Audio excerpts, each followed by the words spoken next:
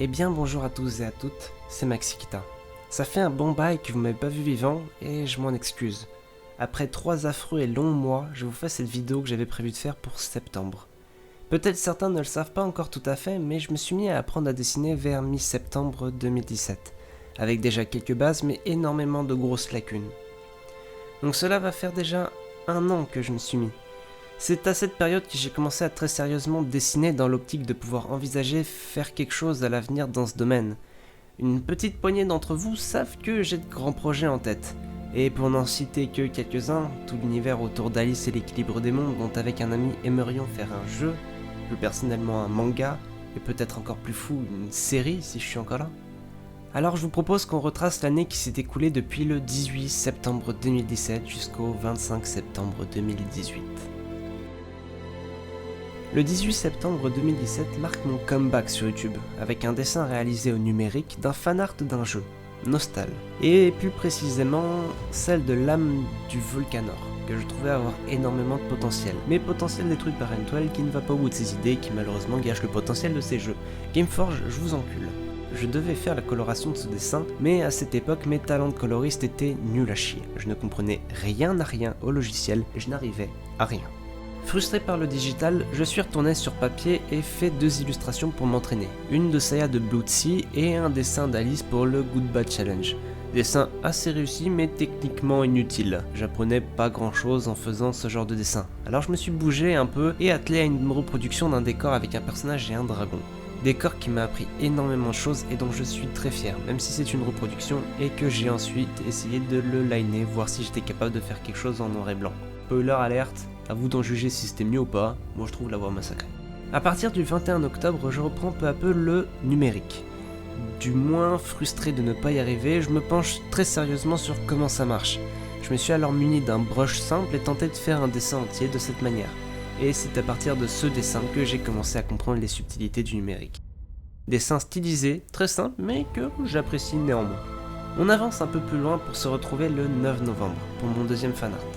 J'ai fait peu de fanart dans ma vie parce que j'aime pas tout simplement prendre le personnage de quelqu'un et le redessiner simplement. J'aime bien quand ceux-ci sont cohérents et se ressemblent avec les miens. Alors c'est Aeris, l'OC de The Jelly Bees que j'ai repris en compagnie d'Aeris, mon OC. On ne mentionnera pas le bras d'1m50 d'Aeris, s'il vous plaît. Époque où j'avais encore énormément de mal avec les colorations, mais où petit à petit je prenais mes repères.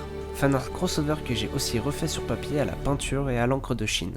J'aimais beaucoup tenter diverses techniques pour m'en accommoder les subtilités, et à l'avenir ça m'a permis de gagner énormément de temps. Nous entrons maintenant en 2018, nouvelle résolution, tout ça. Et le 9 janvier, pour la première fois, je prends mon courage à deux mains et me lance dans une coloration. Celle de Juliette. Une nouvelle fois, coloration désastreuse, mais c'est pas grave.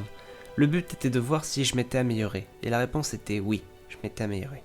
J'avais fait des progrès insane par rapport à mes anciennes colorations sans qu'une tête, même si évidemment c'était encore très mauvais.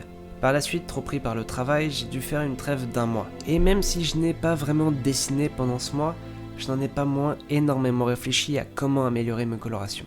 À cette époque de ma vie, dans ma tête, c'était quelque chose de très dérangeant. Parce que je pensais sans cesse à comment améliorer mes dessins. Je regardais énormément de painting process et la nuit je rêvais de la manière dont je peignais mes dessins. Je n'arrêtais pas. Mais vraiment, jamais. Et semblerait-il que ça ait fonctionné. Parce qu'après être passé d'un travail de 40 heures par semaine à 28 heures par semaine, j'ai eu un peu plus de temps pour dessiner. Et le 4 février, ma première illustration d'Ashtar. La première coloration dont j'ai été fier. Même si sa tête est abominable, le reste est, je trouve, même aujourd'hui, relativement propre. 3 semaines plus tard, c'est l'hommage à Alice que j'ai réalisé. Première fois que je m'attelais à faire de la semi-animation et à peindre énormément d'illustrations pour en faire une vidéo sous forme d'histoire. C'est à partir de ce moment que mon niveau a pris un sacré coup dans la gueule. Ne m'ayant jamais confronté à quelque chose de similaire, j'apprenais tout le temps de nouvelles choses. On continue donc pour se retrouver début mars. C'était le fanart crossover entre Kara, l'OC de Yumiko, et Alice, mon OC.